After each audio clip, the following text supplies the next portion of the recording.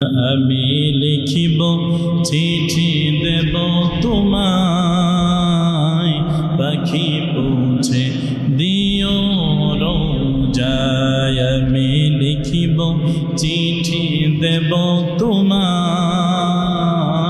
পাখি পৌঁছে দিও রোজায়।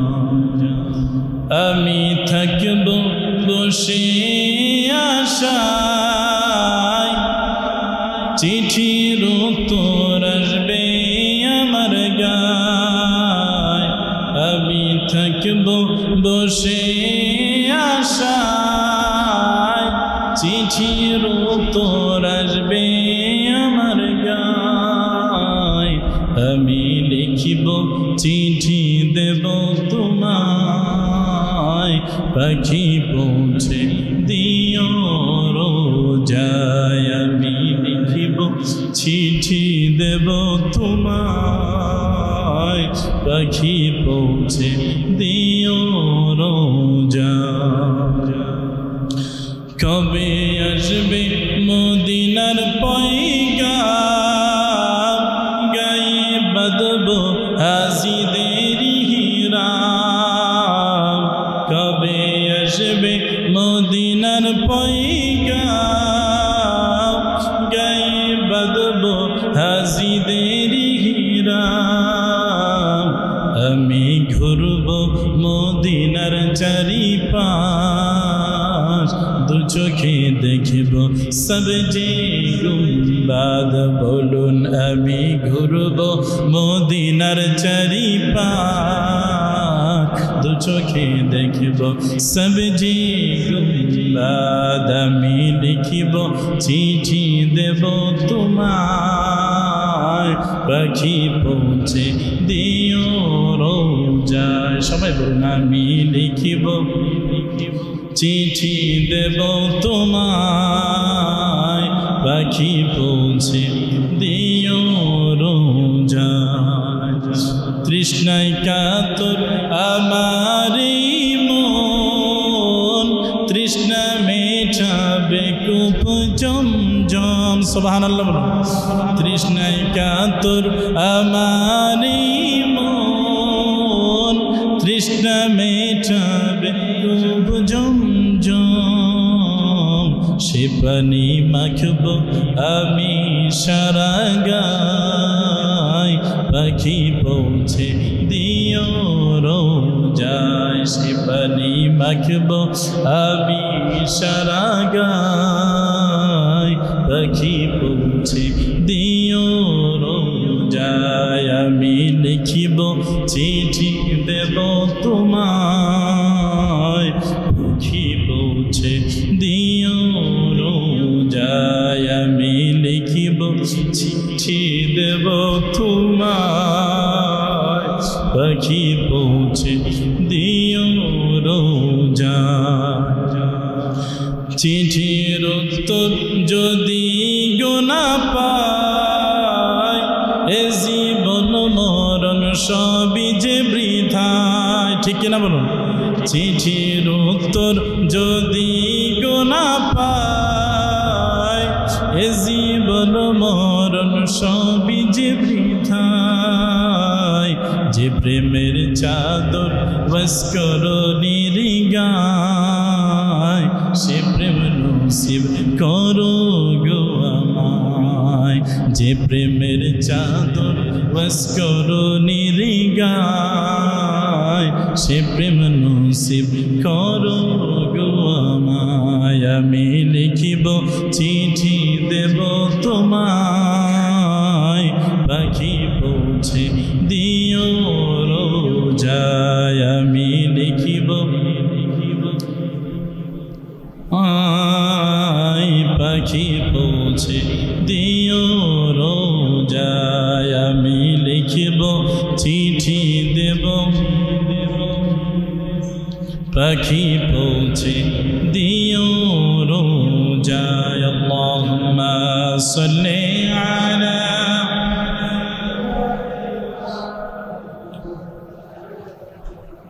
মুহাম্মাদ ওয়া আলা আলি সাইয়্যিদিনা মাওলানা مولانا محمد আলহামদুলিল্লাহ আল্লাহ পাকের দরবারে অসংখ্য অগণিত তার চেয়ে অনেক অনেক গুণে বেশি শুকরগুজার করে নিচ্ছি যে মহান আল্লাহ পাক আমাদেরকে দয়া করে মায়া করে মহব্বত করে ভালোবেসে আল্লাহ তার পবিত্রতম ঘর মসজিদে আল্লাহর ইবাদত বন্দেগী করার জন্য আল্লাহকে রাজি খুশি করার জন্য আল্লাহর কুদরতি কদমে সিজদা দেওয়ার জন্য আমাদের মতো নালায়েক নাখাস্তা বান্দাদেরকে আল্লাহ পাক কবুল করেছেন সেজন্য আমরা আসতে পেরেছি ঠিক কিনা বলো এজন্য সেই মহান রব্বুল আলামিন যিনি আমাদেরকে মায়া করে মহব্বত করে আদর করে ভালোবেসে তার পবিত্র ঘর মসজিদে তারই কুদরতি কদমে সিজদা দেওয়ার জন্য আসার তৌফিক দিয়েছেন সেই মহান রব্বুল আলামিনের শানে মহব্বতের সাথে একটু উচ্চ আওয়াজে বলি আলহামদুলিল্লাহ আবারও বলি আলহামদুলিল্লাহ লক্ষ কোটি দুরুদ ও সালাম যিনি আমাদের নবী নবীদের নবী নবীউল আম্বিয়া ইমামুল মুরসালিন সমস্ত মাখলুকাতের যিনি নবী তিনি আমার আপনার শুধু নবী নন আপনার মাছ বলেন গাছ বৃক্ষ তরুলতা বলেন বাঘ সিংহ হনুমান বলেন আল্লাহর যত সৃষ্টি আছে সমস্ত সৃষ্টির নবী হচ্ছেন আমার নবী মুহাম্মদুর রাসূলুল্লাহ সাল্লাল্লাহু আলাইহি ওয়াসাল্লাম যেই নবীর শানে দুরূদ শরীফ পড়লে আল্লাহ খুশি হয়ে আমার আপনার মর্যাদাকে বৃদ্ধি করবেন বলুন সুবহানাল্লাহ দুরূদ পড়ি আল্লাহর হাবিবের উপর সওয়াব দেন কে আল্লাহ দুরূদ পড়বেন আল্লাহর হাবিবের উপর মর্যাদা বাড়াবেন কে আল্লাহ দুরূদ পড়বেন আল্লাহর হাবিবের শানে আল্লাহর হাবিবের উপর গুনাহ মাফ করবেন কে আল্লাহ সুবহানাল্লাহ আল্লাহ এবং তার হাবিব মুহাম্মদ সাল্লাল্লাহু আলাইহি ওয়াসাল্লামের মধ্যে কি বন্ধন কি ভালোবাসা কি মহব্বত এটা আল্লাহ এবং তার রাসূল ছাড়া কেউই বলতে পারবে না তিনি আমার হাবিবকে কত মহব্বত কত ভালোবাসা আমার রাসূলকে আল্লাহ পাক ভালোবাসেন রাসূলুল্লাহ সাল্লাল্লাহু আলাইহি ওয়াসাল্লামের আজমতের আলোচনা মহব্বতের আলোচনা সুন্নতের আলোচনা আল্লাহর এই রাসূলুল্লাহ সাল্লাল্লাহু আলাইহি ওয়াসাল্লামের আজমত রাসূলুল্লাহ সাল্লাল্লাহু আলাইহি ওয়াসাল্লামের মহব্বত রাসূলুল্লাহ সাল্লাল্লাহু আলাইহি ওয়াসাল্লামের সুন্নাত এইগুলি যদি আমরা পালন করতে পারি আমরা যদি এটাকে ধারণ করতে পারি তাহলে ইহজাগতিক কল্যাণ এবং পরকালীন মুক্তি 100% হবে এতে কোনো মুমিনের সন্দেহ থাকতে পারে না এজন্য তিনটি জিনিস আমাদের ভিতরে থাকতে হবে প্রত্যেকের ভিতরে কি আলেম কি বেআলেম কি সাধারণ সব যত মানুষ আছে সাধারণ মানুষ হোক আর সে আলেম হোক সে পীর মাশায়েখ হোক সে আল্লাহওয়ালা হোক আল্লাহর ওলি হোক যে যাই বলুক তার ভিতরে এই তিনটি জিনিস থাকতেই হবে আজমতে রাসূল মুহাব্বতে রাসূল সুন্নতে রাসূল বলুন না সুবহানাল্লাহ কয়টি জিনিস থাকতে হবে আজমতে রাসূল রাসূলুল্লাহ সাল্লাল্লাহু আলাইহি ওয়াসাল্লামের আজমত থাকতে হবে মুহাব্বতে রাসূল রাসূলুল্লাহ সাল্লাল্লাহু আলাইহি ওয়াসাল্লামের মুহাব্বত থাকতে হবে সুন্নতে রাসূল রাসূলুল্লাহ সাল্লাল্লাহু আলাইহি ওয়াসাল্লামের সুন্নত থাকতে হবে ঠিক কি না শুধু মুহাব্বত করি বললেই হবে না যদি সুন্নতের আমল না থাকে হ্যাঁ মুহাব্বত করবেন ভালোবাসবেন কিন্তু তার প্রতি তাজিমও থাকতে হবে সম্মানও থাকতে হবে তাহলে যিনি আজমত ও মুহাব্বতের সাথে সুন্নতের আমল করবেন সুন্নতের অনুসারী হবেন সুন্নত মোতাবেক তার জীবনকে পরিচালনা করবেন তার জন্যই তো আল্লাহর হাবিবের কথা যে মান আহাব্বা সুন্নতি ফাকাদ আহাব্বানি ওয়া মান আহাব্বানি কানা মাই ফিল জান্নাহ যে আমি রাসূল সাল্লাল্লাহু আলাইহি ওয়াসাল্লামের সুন্নতকে মহব্বত করব মানে সে আমি রাসূলকেই মহব্বত করব যে আমি রাসূলকে মহব্বত করলে আমি রাসূলকে ভালোবাসবো সে আমি নবীজির সাথে জান্নাতে থাকবেন বলুন সুবহানাল্লাহ রাসূলুল্লাহ সাল্লাল্লাহু আলাইহি ওয়াসাল্লামের সাথে জান্নাতে থাকা জান্নাতে যাওয়া জান্নাতে অবস্থান করা এটা কতটা মর্যাদাবান কতটা সৌভাগ্যবান কতটা সৌভাগ্যশীল সেই ব্যক্তি হবে যিনি আল্লাহর হাবিবের সাথে জান্নাতি হবে সুবহানাল্লাহ সুবহানাল্লাহ আমরা কি চাই না রাসূলুল্লাহ সাল্লাল্লাহু আলাইহি ওয়াসাল্লামের সাথে জান্নাতি হতে কথা বলেন না কেন আমরা কি চাই না রাসূলের সাথে জান্নাতি যেই জান্নাতে থাকবেন ওলিগণ, যেই জান্নাতে থাকবেন আল্লাহওয়ালা আল্লাহর ওলিগণ, যেই জান্নাতে থাকবেন আবু বকর সিদ্দিক রাদিয়াল্লাহু তাআলা আনহুর মতো সাহাবী সিদ্দিকগণ, যেই জান্নাতের ভিতরে থাকবেন যারা শাহাদাত বরণ করেছেন, সেই সমস্ত সাহাবায়ে আজমাইন শহীদ যারা আল্লাহর জন্য শহীদ হয়েছেন, হযরত হামজা রাদিয়াল্লাহু তাআলা আনহু, হযরত আমির হামজা রাদিয়াল্লাহু তাআলা আনহু, এইরকম অসংখ্য সাহাবী যারা শাহাদাত বরণ করেছেন, আল্লাহর হাবিবের মহব্বতে ওই সমস্ত শহীদ সাহাবীদের সাথে জান্নাত যাবে। সুবহান। আমরা নামাজ পড়ি, রোজা রাখি, হজ করি, যাকাত দেই, দান সদকা, তাসবিহ তাহলিল, দাড়ি টুপি জুব্বা পাগড়ি, তাসবিহ তাহলিল পাঠ করা, কোরআন তেলাওয়াত করা, জিকির ফিকির করা, দুরূদ সালাম পাঠ করা, মিলাদ শরীফ পাঠ করা, ওয়াজ মাহফিলের আয়োজন করা, ওয়াজ মাহফিল শোনা, এর সকল কাজের পিছনে উদ্দেশ্য তো একটাই। উদ্দেশ্যটা কি? আল্লাহ রাজি খুশি, নাকি অন্য কোনো উদ্দেশ্য? মসজিদে আসছেন, কেন আসছেন? আল্লাহকে রাজি খুশি করার জন্য, ঠিক কিনা? আল্লাহর নৈকট্য হাসিলের জন্য আমরা নামাজ আদায় করব কিভাবে? রাসূলুল্লাহ সাল্লাল্লাহু আলাইহি সাল্লামের দেখানো পদ্ধতিতে। তাহলে নামাজটা হবে, আর নামাজটা হলেই আল্লাহর নিকটবর্তী, আল্লাহর নৈকট্য হাসিল সম্ভব হবে। তা না হলে সম্ভব হবে। ভাইরা, কোরআনুল কারীমের সূরাতুল হুজুরাত থেকে আমি ২য় নম্বর আয়াতে কারিমাটি তেলাওয়াত করেছি। সেই আয়াতকে কেন্দ্র করে কিছু আলোচনা আপনাদের মাঝে উপস্থাপন করি। আল্লাহ পাক যদি দয়া করে, মায়া করে, মহব্বত করে, ভালোবেসে আমাকে তৌফিক ভিক্ষা দান করেন, সকলে বলে আমিন। আমার সাথে পাঠ করুন। আউযু বিল্লাহি মিনাশ শাইতানির রাজীম। বিসমিল্লাহির রাহমানির রহিম। ইয়া আইয়ুহাল্লাযীনা আমানু লা তারফা'উ আসওয়াতাকুম ফাওকা সাওতিন নাবিয়্যি ওয়া লা তাজহারু লাহু বিল কওলি কাজহরি বা'দিকুম লিবা'দ আন তাহবাতা আ'মালুকুম ওয়া আনতুম লা তাশউরুন। বলুন আল্লাহু আকবার। ভাইরা আমার, বন্ধুরা আমার, আল্লাহর প্রিয় হাবিব মুহাম্মদ সাল্লাল্লাহু আলাইহি ওয়াসাল্লামের উম্মত যারা, তাদেরকে আল্লাহ পাক ডেকে বলতেছেন, ইয়া আইয়ুহাল্লাযীনা আমানু, উম্মতের মধ্যে যারা ঈমানদার, উম্মতের মধ্যে যারা ঈমানদার, আল্লাহর হাবিবের উম্মত, হিন্দু বলেন, খ্রিস্টান বলেন, বৌদ্ধ বলেন, নাসারা বলেন, সকলেই কিন্তু আল্লাহর হাবিবের উম্মত। উম্মত হচ্ছে দুই প্রকার।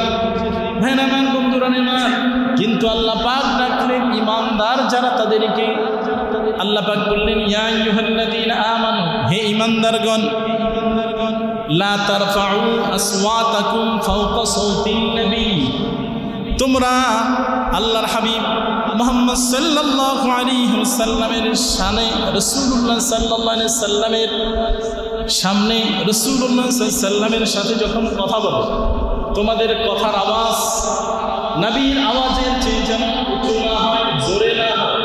এগুলোর কথা আল্লাহ বলেন, ইয়া আইয়ুহাল্লাযীনা আমানু, হে ঈমানদারগণ, হে মুমিনগণ, লা তারফা'উ আসওয়াতাকুম ফাওকা সাওতিন নবী, তোমরা নবীর কণ্ঠস্বরের উপর নিজেদের কণ্ঠস্বরকে উঁচু করো না। কে বলেন? আল্লাহ বলেন, তোমরা নবীজির কণ্ঠস্বরের চেয়ে তোমাদের নিজের আওয়াজকে, নিজের কণ্ঠস্বরকে উঁচু করো না, জোরে করো না। ভাইরা আমার, বন্ধুরা আমার, এবং আল্লাহ রাব্বুল আলামিন বলেন, লা তারফা'উ আসওয়াতাকুম ফাওকা সাওতিন নবী ওয়া লা তাজহারু লাহু বিল কওলি কাজহরি বা'দিকুম, এবং তোমরা একে অন্যের সাথে যেভাবে কথা বলো, তোমরা একে অন্যের সাথে যে আওয়াজ, উচ্চ আওয়াজে কথা বলো, তোমরা আমার হাবিবের সাথে ওই রকম উচ্চ স্বরে কথা বলো না। সুবহানাল্লাহ। আল্লাহর হাবিবের সাথে আমরা একে অন্যের সাথে যখন কথা বলি, উচ্চ আওয়াজে বলি, অনেক জোরে বলি, রাগান্বিত হয়ে বলি, কিন্তু আল্লাহর হাবিবের ক্ষেত্রে আল্লাহ পাক সতর্ক করলেন। এটা হাদিস নয় যে মৌজু বলবেন, এটা হাদিস নয় যে জয়ীফ বলবেন, এটা হাদিস নয় যে আপনি এটাকে দুর্বল হাদিস বলবেন। এটা হচ্ছে কোরআনুল কারীমের আয়াত, সূরাতুল হুজুরাত আয়াত নাম্বার 2, 26 নম্বর পারার 14 নম্বর পৃষ্ঠায়। ভাইরা আমার, ইয়া আইয়ুহাল্লাযীনা আমানু, ঈমানদার যারা, তাদেরকে আল্লাহ পাক নির্দেশ করতেছেন, লা তারফাউ আসওয়াতাকুম ফাওকা সাওতিন নবী, তোমরা আমার হাবিবের সাথে যখন কথা বলো, তোমাদের নিজেদের আওয়াজ যেন আমার হাবিবের কণ্ঠস্বরের চেয়ে উঁচু না হয়। শুধু তাই নয়, এবং তোমরা নিজেরা নিজেদের সাথে যখন কথা বলো, একে অপরের সাথে যে উচ্চ আওয়াজে, যেই স্বরে তোমরা কথা বলো, ওই রকম ভাবে আমার হাবিবের সাথে তোমরা ওই রকম উচ্চ স্বরে কথা বলো না। কারণ কি? কেন আল্লাহর হাবিবের শানে, আল্লাহর হাবিবের সামনে উচ্চ স্বরে কথা বলা যাবে না? কারণ হচ্ছে ভাইরা আমার, আল্লাহ রাব্বুল আলামিন বলেন, আন তাহবাতা আ'মালুকুম ওয়া আনতুম লা তাশউরুন, তোমরা একে অন্যের সাথে যেইভাবে কথা বলো উচ্চ স্বরে, ওই রকম ভাবে যদি আমার হাবিবের সাথে কথা বলো, আমার হাবিবের চেয়ে তোমাদের আওয়াজ যদি জোর হয়, তোমাদের যদি আওয়াজটা আমার হাবিবের আওয়াজের চেয়ে উঁচু হয়, তাহলে তাহবাতা আ'মালুকুম, তোমাদের যত আমল আছে সমস্ত আমল বরবাদ হয়ে যাবে। ওয়া আনতুম লা তাশউরুন, তোমরা বুঝতেও পারবে না, টেরও পাবে না। সুবহানাল্লাহ, সুবহানাল্লাহ। আমার হাবিবের কি আজমত, আমার হাবিবের কি শান, কি সম্মান আল্লাহ দিয়েছে। সুবহানাল্লাহ। এই কথাটা কিসের কথা? কোরআনুল কারীমের কথা না, আলোচনাটি কি কোরআনুল কারীম থেকে? তাইলে কোরআনুল কারীমই তো আল্লাহ আল্লাহর হাবিবের ওয়াসি, ঠিক কি না? আল্লাহর হাবিবের শানটা আল্লাহ বাড়িয়েছেন। একটু আওয়াজ দেন ভাই। আল্লাহর হাবিবের শানটা কোরআনুল কারীমের ভিতরে তুলে ধরেছেন কে? কেন তুলে ধরেছেন? ভাইয়ের আমার, বন্ধুরা, আমার রাসূলুল্লাহ সাল্লাল্লাহু আলাইহি ওয়াসাল্লামের সামনে একটি মজলিস হচ্ছিল। বনি তামিম গোত্রের কিছু লোক হযরত মুহাম্মদ সাল্লাল্লাহু আলাইহি ওয়াসাল্লামের দরবারে উপস্থিত হলেন। রাসূলুল্লাহ সাল্লাল্লাহু আলাইহি ওয়াসাল্লামের দরবারে যখন উপস্থিত হলেন, মজলিসে প্রধান কে হবে সে সম্বন্ধে আলোচনা চলছিল। মজলিসে প্রধান কে হবে সে সম্বন্ধে আলোচনা হচ্ছিল। এমন সময় দুইজন শ্রেষ্ঠ সাহাবী আল্লাহর হাবিবের, একজন হলেন হযরতে আবু বকর সিদ্দিক রাদিয়াল্লাহু তাআলা, অপরজন হলেন আল্লাহর হাবিবের আরেকজন প্রিয় সাহাবী, ইসলামের দ্বিতীয় খলিফা, খলিফাতুল মুসলিমিন হযরতে ওমর ইবনুল খাত্তাব রাদিয়াল্লাহু তাআলা। বলুন না সুবহানাল্লাহ। দুজন সাহাবী, একজন বললেন, হযরত আবু বকর রাদিয়াল্লাহু তাআলা বললেন যে তাদের গোত্রের প্রধান হবে কাকা ইবনে মাআদ, তিনি হবেন প্রধান। হযরত ওমর ফারুক রাদিয়াল্লাহু তাআলা প্রস্তাব দিলেন আরেকজনের নাম। রাসূলুল্লাহ সাল্লাল্লাহু আলাইহি ওয়াসাল্লামের সাহাবী হযরত ওমর ফারুক রাদিয়াল্লাহু তাআলা বললেন আকরা ইবনে হারিস, তার কথা তিনি প্রস্তাব করলেন। আর এই দুইজনের প্রস্তাবের মধ্যে যখন কথা বলতেছিলেন আল্লাহর হাবিবের উপস্থিতিতে, সেই মজলিসে কথার আওয়াজটি আমার হাবিব মুহাম্মদ সাল্লাল্লাহু আলাইহি ওয়াসাল্লামের চেয়ে উঁচু হচ্ছিল, জোরে হচ্ছিল। আল্লাহ পাক বরদাস্ত করলেন না, আল্লাহ রাব্বুল আলামিন মেনে নিলেন না। সঙ্গে সঙ্গে কোরআনুল কারীমের আয়াত আল্লাহ পাক নাজিল করে দিলেন। বলুন না সুবহানাল্লাহ। আল্লাহ রাব্বুল আলামিন বললেন, ইয়া আইয়ুহাল্লাযীনা আমানু, হে ঈমানদারগণ, লা তারফাউ আসওয়াতাকুম ফাওকা সাওতিন নবী, তোমরা আমার হাবিবের চেয়ে তোমাদের আওয়াজটি যেন উঁচু না হয়। রাসূলুল্লাহ সাল্লাল্লাহু আলাইহি ওয়াসাল্লামের আওয়াজের চেয়ে তোমাদের কণ্ঠস্বর যেন উঁচু না হয়, যেন না হয়। এবং তোমরা একে অন্যের সাথে যেভাবে কথা বলো ওই রকম ভাবেও আমার হাবিবের সাথে কথা বলবে না। রাসূলুল্লাহ সাল্লাল্লাহু আলাইহি ওয়াসাল্লামের সামনে ওই রকম উঁচু স্বরে জোরে আওয়াজেও কথা বলা যাবে না। কেন বলা যাবে না? যদি তোমরা এরকম কথা বলো তাহলে আন তাহবাতা আমালুকুম ওয়া আনতুম লা তাশউরুন, তোমাদের সমস্ত আমল বরবাদ হয়ে যাবে, তোমরা বুঝতেও পারবে না। ভাইরা আমার, বন্ধুরা আমার, তাহলে আল্লাহর হাবিব মুহাম্মদ সাল্লাল্লাহু আলাইহি ওয়াসাল্লাম, নূর নবী মুহাম্মদ সাল্লাল্লাহু আলাইহি ওয়াসাল্লামের শান মান মর্যাদাকে আমার আল্লাহ কত বুলন্দ করেছেন।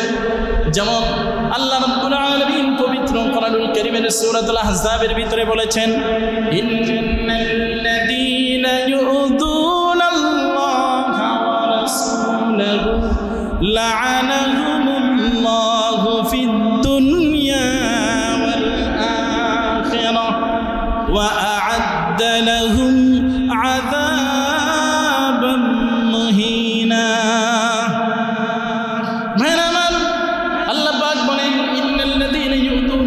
নিশ্চয়ই যারা আল্লাহকে কষ্ট দেয় ও রাসূলুহু এবং রাসূলকে কষ্ট দেয়, লা'আনাহুমুল্লাহ, আল্লাহ পাক তাদেরকে লানত করেছেন।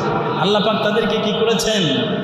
আল্লাহ পাক তাদেরকে লানত করেছেন ফিদ দুনিয়া ওয়াল আখিরাহ, দুনিয়াতেও এবং আখিরাতে। দুনিয়া এবং পরকালেও তারা লানতপ্রাপ্ত হবে, অভিশপ্ত হবে। শুধু তাই নয় ভাইরা আমার, বন্ধুরা আমার আল্লাহ পাক বলেন, ওয়া আ'আদ্দা লাহুম আযাবান মুহিনা, এবং তাদের জন্য রয়েছে অপমানজনক শাস্তির ব্যবস্থা। তাহলে আল্লাহর হাবিব মুহাম্মদ সাল্লাল্লাহু আলাইহি সাল্লামের শানে কথা বলতেও সতর্কতা অবলম্বন করে আজমতের সাথে, মহব্বতের সাথে কথা বলতে হবে। ঠিক কিনা বলুন? আল্লাহর হাবিবের শানে কথা বলতে হলে কিভাবে কথা বলতে হবে? আজমতের সাথে, মহব্বতের সাথে। কে শিখালেন এই কথা? একটু কথা বলুন। কে শিখাচ্ছে? আল্লাহ বলতেছেন। রাসূলুল্লাহ সাল্লাল্লাহু আলাইহি সাল্লামের শানে কথা বলতে হলে হুঁশিয়ার হয়ে, সাবধান হয়ে কথা বলুন। অনেক আলোচক আছে ওয়াজ করার সময় কাফের যেই ভাষায় কথা বলেছে, কাফের ভাষাটা হুবহু নকল করে কথা বলে। নাউযুবিল্লাহ। আমি কথাটা ক্লিয়ার করতেছি।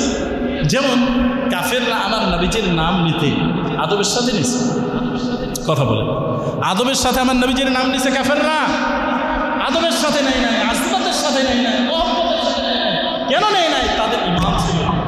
তারা তো আল্লাহর হাবিবকে হত্যা করার জন্য, দুনিয়া থেকে বিদায় করার জন্য তারা পুরস্কৃত করবেন এই ঘোষণা দিয়ে তারা আল্লাহর হাবিবের কে হত্যা করার জন্য লোক নিযুক্ত করেছেন। তারা পুরস্কার ঘোষণা করেছেন, কে পারবে মুহাম্মদ সাল্লাল্লাহু আলাইহি সাল্লামকে হত্যা করতে, তাকে 100 উট পুরস্কার দেওয়া হবে। বলুন না নাউযুবিল্লাহ। একটু আওয়াজ দিয়ে বলুন না নাউযুবিল্লাহ। আমরা বাঙালিরা তো কোথায় সুবহানাল্লাহ, কোথায় আলহামদুলিল্লাহ, কোথায় নাউযুবিল্লাহ, এগুলো কিন্তু বলতে পারি। আল্লাহর হাবিবকে হত্যা করতে চেয়েছে, এই কথায় নাউযুবিল্লাহ বলতে হবে না? কথা বলুন। আমি কি কবরস্থানে আছি? কথা বলেন। কবরস্থানে আছি না জীবিত আছেন আপনারা সবাই? না হওয়ার মধ্য দিয়েই তো বুঝতে পারবো যে আমি যা বলতেছি তা আমার মুসল্লি কেরাম তারা বুঝতেছেন কথা। আর যদি আওয়াজ না থাকে, হ্যাঁ না, তাহলে তো আমি বুঝবো যে না, কিছু বুঝাতে পারতেছি, আমার মুসল্লিকান কিছু বুঝতেছেন। বিষয়টি কি এরকম না? আপনারা বুঝতে পারেন, বুঝতে পারতেছেন? ভাইরা আমার, রাসূলুল্লাহ সাল্লাল্লাহু আলাইহি ওয়াসাল্লাম, আমার নবী মুহাম্মদ সাল্লাল্লাহু আলাইহি ওয়াসাল্লামের সাথে কথা বলার আদব শিক্ষা দিলেন কে? আল্লাহ। আল্লাহর হাবিবের সাথে কথা বলতে হবে কিভাবে? আজমতের সাথে, মানে সম্মানের সাথে। আল্লাহর হাবিবের সাথে কথা বলতে হবে মহব্বতের সাথে, উচ্চ সুরে নরম কণ্ঠে কথা বলাটাকে আদব শেখায়। আদবের বহিঃপ্রকাশ নয়, না উচ্চ সুরে কথা বললে এখানে আদব বা মহব্বতের বহিঃপ্রকাশ। আমাদের সম্মানিত একজন ব্যক্তির সাথে, কোন উস্তাদের সাথে আমরা হাত বুকটা হাত ইয়া ঠিক আছে, লোকের সাথে হাত লাগিয়ে যাতে আওয়াজটা সরাসরি জোরে না যায়,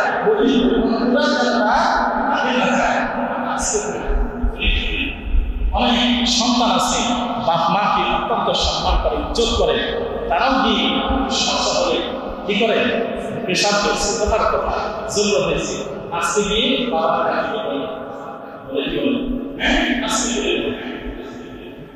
ভাইরা। তাহলে সর্বপ্রথম আজমাত, মহব্বত, এই সম্মানের শিক্ষা দিয়েছেন আমার আল্লাহ। বলুন না সুবহান।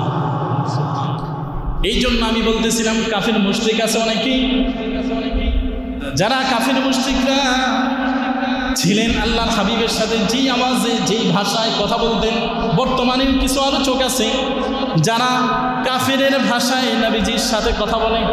বলুন না নাউজুবিল্লাহ। বলতে পারেন কেমনে? যেমন কাফির বলেছে মুহাম্মদ সাল্লাল্লাহু আলাইহি সাল্লাম বলে, নামটাও নিয়েছে কি ধমকের সাথে, ঠিক কিনা? হ্যাঁ, ধমকের সাথে নামটা নিয়েছেন, ব্যঙ্গ করে নাম নিয়েছেন। রাসূলকে বলেছেন মাজনুন, রাসূলকে বলেছেন জাদুকর। রাসূলকে তারা বিভিন্নভাবে অপমান করেছেন, ব্যঙ্গ করেছেন। তাহলে আমি কি সেই ভাষায় কথা বলবো? আমি সেই ভাষায় কথা বলতে পারি না। আমি যখন নবীজির নাম নিব তখন অবশ্যই মহব্বতের সাথে, অবশ্যই নিব সম্মানের সাথে, অবশ্যই নামের সাথে দুরূদ ও সালাম পাঠ করব। বলুন না সুবহান। মুহাম্মদ সাল্লাল্লাহু আলাইহি ওয়াসাল্লাম, ঠিক কি না? দেখবেন অনেকে কথা বলে শুধু মোহাম্মদ, তারপরে আর কথা নেই। কাফের বলেন, উনি ওইটা নকল করতেছে। কিন্তু তুমি তো কাফের না, তুমি তো ইমানদার, তুমি তো নিজেকে আলেম, বক্তা, স্কলার দাবি করে মাঠে ময়দানে ওয়াজ করতেছো। তুমি যদি এই ভাষায় কথা বলো, ওটাই ফলো করবে, ওটাই শিখবে। তারা তোমার কাছ থেকে, তোমার আলোচনা থেকে আল্লাহর হাবিবের সম্মান মর্যাদা আল্লাহ পাক আরশ চুম্বি দিয়েছেন, সেই সম্মান মর্যাদা আলোচনা তারা তো শিখতে পারবে না। তারাও তো কাফেরের ভাষাই বলবে, ঠিক কিনা? ভাইরা আমার, কাফের মুশরিকরা আমার নবী মুহাম্মদ সাল্লাল্লাহু আলাইহি ওয়াসাল্লামকে হত্যা করার জন্য তারা পুরস্কারের ঘোষণা করলেন। যেমন আল্লাহ হাবিব মুহাম্মদ সাল্লাল্লাহু আলাইহি ওয়াসাল্লামের প্রতি যখন হিজরতের আয়াত নাযিল হলো, হিজরত করার নির্দেশ নাযিল হলো আল্লাহর হাবিবের প্রতি, আল্লাহর হাবিব মুহাম্মদ সাল্লাল্লাহু আলাইহি ওয়াসাল্লাম হিজরতের ঘটনাটা তো অনেক লম্বা, কিন্তু আমি সংক্ষেপে মাঝখান থেকে একটি ঘটনা আপনাদের সামনে তুলে ধরতেছি। সেটা হলো আল্লাহর প্রিয় হাবিব মুহাম্মদ সাল্লাল্লাহু আলাইহি ওয়াসাল্লাম হযরত আবু বকর সিদ্দিক রাদিয়াল্লাহু তাআলা আনহুকে সাথে নিয়ে রাসূলুল্লাহ সাল্লাল্লাহু আলাইহি ওয়াসাল্লাম যখন হিজরতের পথে মদিনাতুল মুনাওয়ারার দিকে যাচ্ছেন, ভাইরা আমার, বন্ধুরা আমার, প্রতিমধ্যেই আল্লাহর হাবিব সাল্লাল্লাহু আলাইহি ওয়াসাল্লামকে খুঁজতে বের হয়েছে অনেক কাফির মুশরিকরা। তার মধ্যে আল্লাহর হাবিব মুহাম্মদ সাল্লাল্লাহু আলাইহি ওয়াসাল্লামকে ফলো করে খুঁজতে খুঁজতে এক কাফির, যার নাম হচ্ছে সুরাকা ইবনে মালিক, সুরাকা ইবনে মালিক, তিনি আল্লাহর হাবিবকে খুঁজতে খুঁজতে রাসূলুল্লাহ সাল্লাল্লাহু আলাইহি ওয়াসাল্লামকে দেখতে পাইলেন। আমার হাবিব মুহাম্মদ সাল্লাল্লাহু আলাইহি ওয়াসাল্লামের কাফেলা নিয়ে মদিনাতুল মুনাওয়ারার দিকে পথ চলতেছেন, অগ্রসর হচ্ছেন। কাফেরটা পিছন থেকে সুরাকা ইবনে মালিক আমার রাসূলকে অনুসরণ করলেন। রাসূলুল্লাহ সাল্লাল্লাহু আলাইহি ওয়াসাল্লামকে দেখে ফেলার পরে তিনি আল্লাহর হাবিবের দিকে অগ্রসর হচ্ছেন রাসূলুল্লাহ সাল্লাল্লাহু আলাইহি ওয়াসাল্লামকে ধরার জন্য। কারণ কাফের মুশরিকরা ঘোষণা করেছেন, দারুল নদওয়ায় সভা হয়েছে, সেখানে ঘোষণা করেছেন রাসূলুল্লাহ সাল্লাল্লাহু আলাইহি ওয়াসাল্লামকে যদি ধরিয়ে দিতে পারো তাহলে 100 উট তাকে পুরস্কার দেওয়া হবে। পুরস্কারের লোভে বের হয়েছে। রাসূলুল্লাহ সাল্লাল্লাহু আলাইহি ওয়াসাল্লামকে দেখে সুরাকা ইবনে মালিক আল্লাহর হাবিবের দিকে অগ্রসর হতে লাগলেন।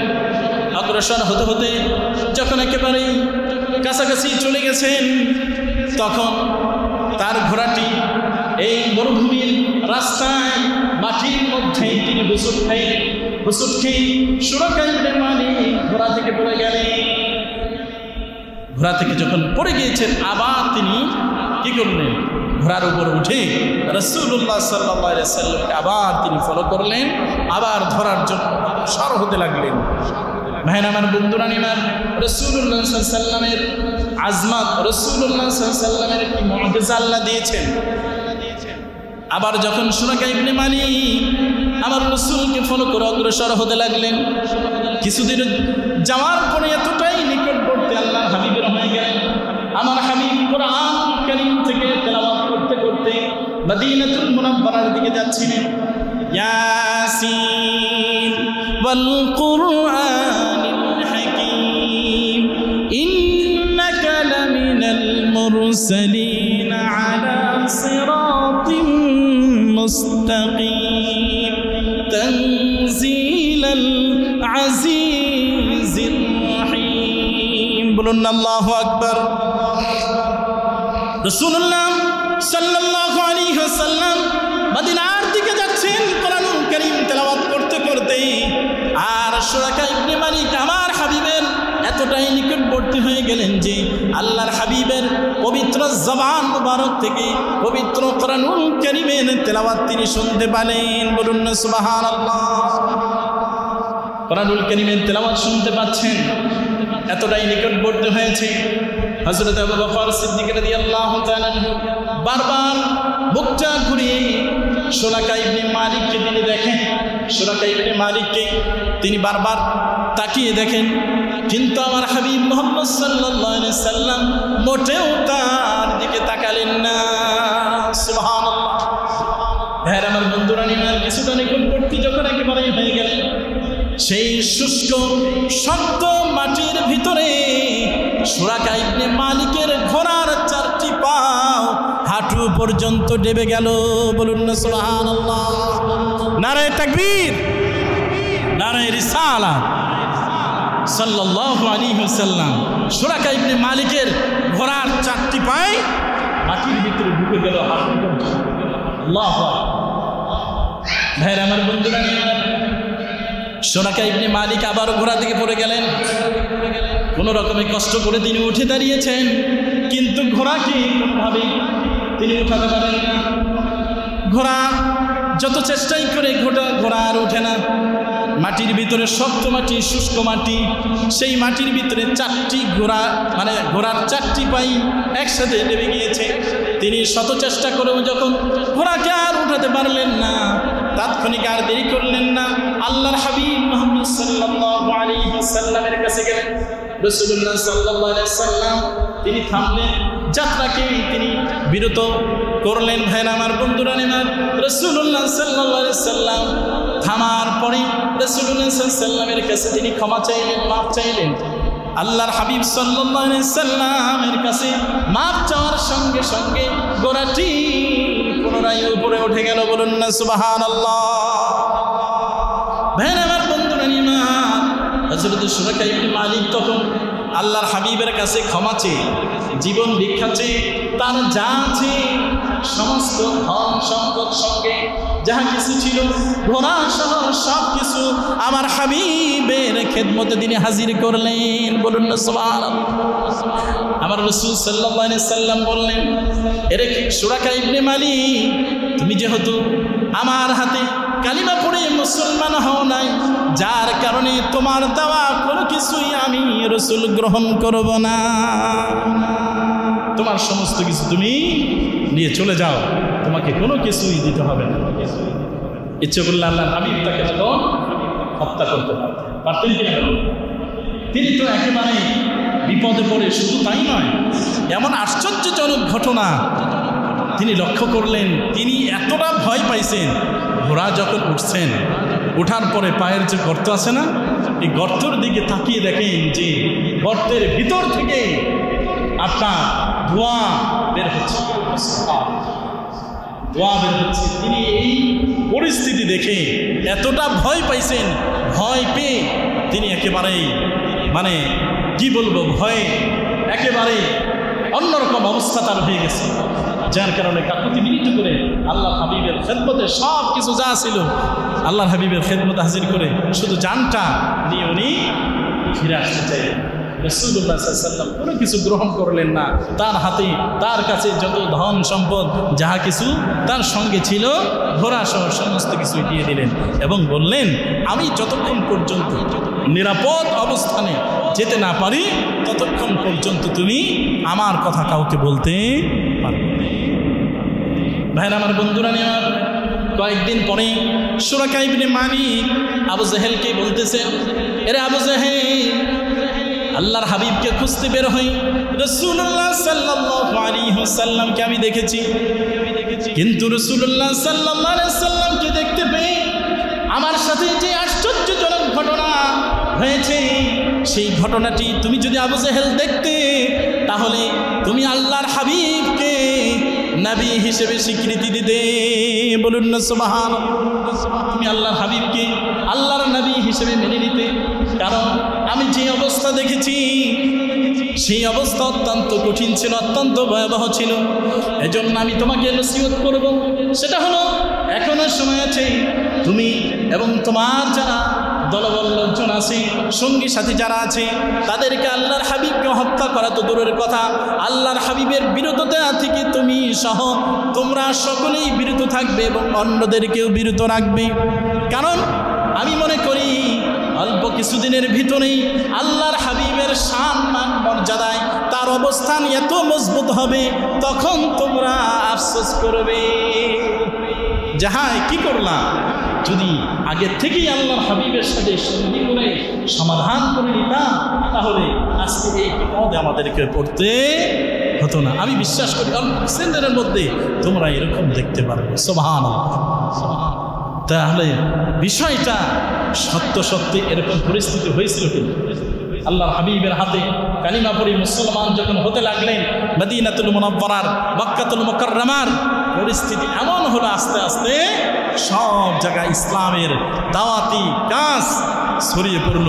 মানুষ দলে দলে ইসলামের প্রতি দীক্ষিত হলেন, ইসলামের দিকে অগ্রসর হলেন, কালিমা পড়ে মুসলমান হয়ে তারা জান্নাতি মানুষ হয়ে গেলেন। সুবহানাল্লাহ। ভাইরাম, এই জন্য রাসূলুল্লাহ সাল্লাল্লাহু আলাইহি ওয়াসাল্লামের শান মান মর্যাদা মুজিজা আল্লাহ দিয়েছেন। কে দিয়েছেন? আমরা যখন রাসূলুল্লাহ সাল্লাল্লাহু আলাইহি ওয়াসাল্লামের নাম বলবো মুখে, অবশ্যই আমরা আল্লাহর হাবিবের নাম বলার সময় আমরা রাসূলুল্লাহ সাল্লাল্লাহু আলাইহি ওয়াসাল্লামের নাম মোবারক নেওয়ার আগে চেষ্টা করব যেন আমরা ওযুর সাথে নেই। সুবহানাল্লাহ। যার নাম বললে, যার নামের সাথে দুরূদ সালাম পড়লে সওয়াব হয় কি হয় না? একটু আওয়াজটা বলুন, সওয়াব হবে কি হবে না? গুনাহ মাফ হবে কি হবে না? তো যেই কাজে সওয়াব হয়, গুনাহ মাফ হয়, মর্যাদা বৃদ্ধি হয়, সেটা কি ইবাদত? সেটা কি ইবাদত কি না? কেমন ইবাদত? শ্রেষ্ঠ ইবাদত, যে ইবাদত আল্লাহ স্বয়ং নিজে করেন। বলুন না সুবহানাল্লাহ। আল্লাহর সমস্ত ফেরেশতারাও আল্লাহর হাবিবের শানে এই আমলটি করেন। সুবহানাল্লাহ। আল্লাহ বলেন, ইন্নাল্লাহা, নিশ্চয়ই আল্লাহ, ওয়া মালাইকাতুহু, এবং আমার যত ফেরেশতা মণ্ডলী আছে সব ফেরেশতা, ইসাল্লুন, দরুদ পড়ি, আলান নবী, নবীর উপর। সুবহানাল্লাহ। আপনি বসে পড়েন, শুয়ে পড়েন, যেভাবে পারেন সেভাবে পড়েন, কিন্তু পড়তে হবে, ঠিক কি না? কিন্তু আপনি মহব্বতের সাথে যখন পড়বেন, অবশ্যই শুয়ে শুয়ে, দাঁড়িয়ে দাঁড়িয়ে, মানে হেঁটে হেঁটে আল্লাহ হাবিবের শানে দাঁড়িয়ে দাঁড়িয়ে এবং শুয়ে শুয়ে পড়াটা অনেকের কাছে এটা আদবের আমল মনে হয় না, যে এটা আদবের সাথে হচ্ছে না। এই জন্যে হয়তো মহব্বতের সাথে বসে বসে পড়ে, হয়তো বা মহব্বতের সাথে দাঁড়িয়ে দাঁড়িয়ে রাসূলুল্লাহ সাল্লাল্লাহু আলাইহি ওয়াসাল্লামকে সালাম জানায়। হেঁটে হেঁটে কিন্তু যারা আমরা দরুদ সালাম পাঠ করি, আমরাও কিন্তু হেঁটে হেঁটে পড়ি। কেন? হেঁটে হেঁটে আল্লাহর জিকির করা এবং আল্লাহর জিকির করা যায়, কিন্তু রাসূলুল্লাহ সাল্লাল্লাহু আলাইহি ওয়াসাল্লামের মহব্বতে রাসূলুল্লাহ সাল্লাল্লাহু আলাইহি ওয়াসাল্লামের দরুদ সালাম পাঠ আমরা অনেকেই করি না। এটা আদবের খেলাফ হয়। আদবের শিক্ষা আল্লাহ দিলেন। কে দিলেন? আমি আবার আয়াতটা বলেই শেষ করে দিচ্ছি। আল্লাহ পাক বললেন, ইয়া আইয়ুহাল্লাযীনা আমানু, সূরা হুজুরাতের 2 নম্বর আয়াত, লা তারফাউ আসওয়াতাকুম ফাওকা সাওতিন নবী। হে ঈমানদারগণ, আল্লাহ কিন্তু কাফেরদেরকে ডাকেন নাই। ইহুদি, খ্রিস্টান, বৌদ্ধ, নাসারা, মুনাফিক, আল্লাহ কাদেরকে কাউকেই ডাকেন না। ডাকলেন ঈমানদার যারা। আমি একজন ঈমানদার হই, আমাকে আপনাকে আল্লাহ ডেকে বললেন, ইয়া আইয়ুহাল্লাযীনা আমানু লা তারফাউ আসওয়াতাকুম ফাওকা সাওতিন নবী। তোমরা আমার হাবিবের সাথে যখন কথা বলো, নিজেদের আওয়াজকে আমার নবীর আওয়াজের উঁচু করো না, কণ্ঠটা বড় করো না। এবং তোমরা যখন একে অন্যের সাথে কথা বলো, যেই আওয়াজে, যে উচ্চস্বরে, এভাবেও আমার হাবিবের সাথে এইরকম উচ্চস্বরে কথা বলো না। কেন কথা বলো না? তোমাদের যত আমল আছে সমস্ত আমল বরবাদ হবে, তোমরা বুঝতে পারবে না। তোমরা কি পারবে না? বুঝতে পারবে না। দেখেন রাসূলুল্লাহ সাল্লাল্লাহু আলাইহি ওয়াসাল্লামের যখন আলোচনা হবে, রাসূলুল্লাহ সাল্লাল্লাহু আলাইহি ওয়াসাল্লামের যখন নাম বলবো, দুরূদ সালাম পড়ব, অবশ্যই আদরের সাথে, অবশ্যই মহব্বতের সাথে, অবশ্যই আজমতের সাথে। এই জন্য কথাগুলি মনে রাখবেন, আজমতে রাসূল, মহব্বতে রাসূল, সুন্নত রাসূল, আমরা সকলেই যেন এর উপর আমল করি। আমরা সকলেই যেন নামাজ, রোজা, হজ, যাকাত, জিকির, ফিকির, তাসবিহ, তাহলিল এগুলি যেন করি, শুধু যেন মুখেই না বলি। আমরা প্রত্যেকেই যেন 5 ওয়াক্ত নামাজ আল্লাহর মহা হুকুম জামায়াতের সাথে আদায় করি। আল্লাহ পাক সেই তৌফিক আমাদের সবাইকে দান করেন। ওয়া আখির দাওয়ানা আলহামদুলিল্লাহি রাব্বিল আলামিন।